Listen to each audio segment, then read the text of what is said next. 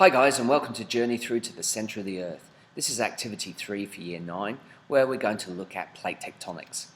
Now, if you remember back to our previous activity where we looked at continental drift, we stated that a lot of the plates, a lot of the continents were believed to at one time all be together in the formation of Pangaea around about 200 million years ago. Now, they spread apart to form the continents that we know today. But the question is, how did that occur? What was the driving force? What was the motor that drove all of those continents moving around? Well, the answer to this is plate tectonics. Now, the surface of the Earth, the crust, or the lithosphere, is made up of a variety of different plates. Now, those plates all fit together like the leather sections of a soccer ball. And the result is that these plates are not necessarily rigid. They're not static at their boundaries. They can move.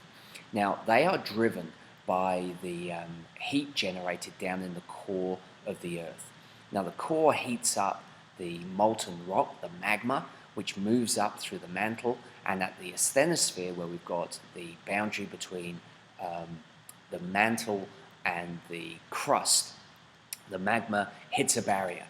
And the result is that the magma moves across that barrier, across those plates, and produces the force of friction. That friction pulls on the plate.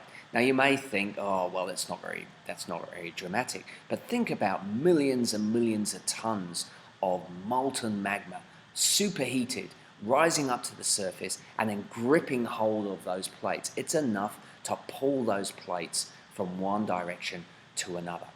Now, what we get is in some cases the plates are pulled apart, and in other places the plates slip underneath each other. Where they're pulled apart, we get ridges and we get new crust which is formed. Where they slip under, we get something called a subduction zone, and we'll talk about that in a lot more detail. Now, these plates, when they come together, especially when they come together either on a continent, we will get uplift, and as a result, mountains can form. So if you can imagine these massive land masses coming in together, they smash into each other, and then they push up. You can see the formation of the mountains. So any mountain range could be as a result of a boundary, a plate boundary where we've had a collision. A good example of that is the Himalayan mountains. Okay, so let's look at this process of plate tectonics and this process of convection currents which drives the plate tectonics in a little bit more detail. Well, this diagram here shows the cross-section of the Earth. You've got the outer and inner core obviously in the center. Now remember, the inner core they believe is approximately 5,000 degrees C, virtually the temperature of the sun, so it's super hot. Now the mantle is liquid, so it's liquid molten rock. Now imagine that heated up to 5,000 degrees C. We know that if we heat something up, it becomes less dense, i.e. there's less particles per certain amount of space, and less dense particles tend to rise. So it rises up to the surface. So in diagram 1 here, or point 1, you can see that molten magma rising up to the surface. Once it rises up to the surface, it hits this barrier, the lithosphere. It's solid, approximately 100 kilometers thick, so it can't get through. So it's got to go somewhere because there's lighter magma pushing behind it. So as it's pushing behind it, it skirts over the surface, the underneath surface of the lithosphere. Millions of tons of lava pulling on that lithosphere. The result is that lithosphere moves. The whole thing moves, and you can see that by point 2. And it moves by the process of friction. Where we've got two slabs, which basically are together, they're going to pull apart, as you can see by point 3. They're going to pull apart, and the result is it's going to produce a ridge, as you can see by point 4. Where we've got a plate which is moving in the opposite direction, around about point 5, what we'll find is it slips underneath, and we call that a subduction zone. So we've got pulling apart at 4, and we've got slipping underneath at 5. And when the slab slips underneath, the bit that slips underneath, this bit here, is basically going to start melting. Now, as it starts melting, we get superheated magma, which again rises again, and it can often come up and come to the surface in the formation of volcanoes. So subduction zones are actually areas where we will see a lot of volcanic activity, and we'll talk about that later on. Okay, so once that superheated magma has got to the surface and it moves over the surface, it is continually giving off heat to the lithosphere. So as it's losing heat to the lithosphere, it's becoming more dense. The particles of the magma are solidifying. The result is it becomes more dense, so it begins to sink, and the whole process starts again.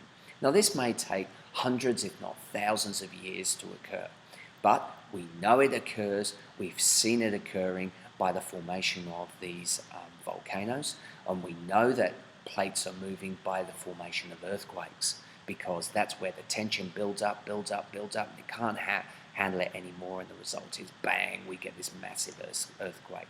So as I say, it can take anything up to hundreds or thousands of years to occur. Now, what we've got here is a demonstration where we've actually put some potassium permanganate in a beaker of water. Now, it's been heated by a Bunsen burner, and what you'll see is as the Bunsen burner is heating the potassium permanganate, the potassium permanganate flows through that heated water, which is less dense. It rises up to the surface.